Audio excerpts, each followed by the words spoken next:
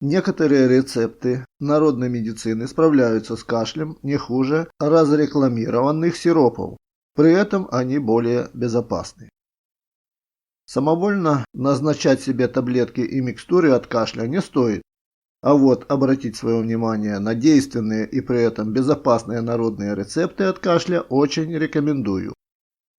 Если вас замучил сильный сухой кашель, народные целители рекомендуют обратить свое внимание на луковую микстуру.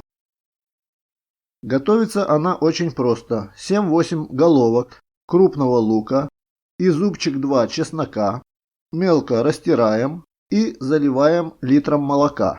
Провариваем на небольшом огне минут 30. После добавляем несколько столовых ложек меда. Принимать эту микстуру по 1-2 столовые ложки за 5 минут до еды трижды в день. Впрочем, вкус у такого напитка весьма специфический, и стоит помнить, что ряд ценных микроэлементов при высоких температурах разрушается. Потому лук и чеснок лучше все же есть в свежем виде, когда это возможно. Отличным средством, признанным медиками, является и свежевыжатый сок редьки.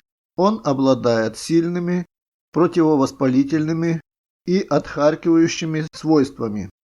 Чтобы приготовить чудотворное снадобье, выжимаем сок черной редьки и добавляем вдвое больше меда, перемешиваем и принимаем в течение дня до 5 раз по столовой ложке.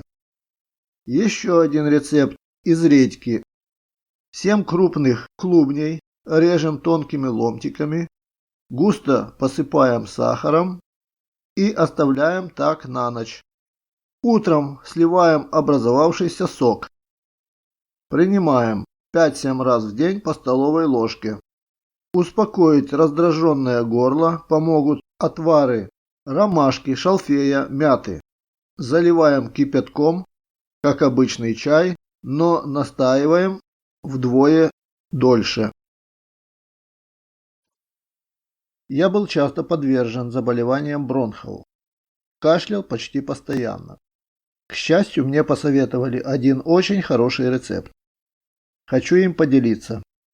1 столовую ложку корней любистка надо залить 2 стаканами кипятка.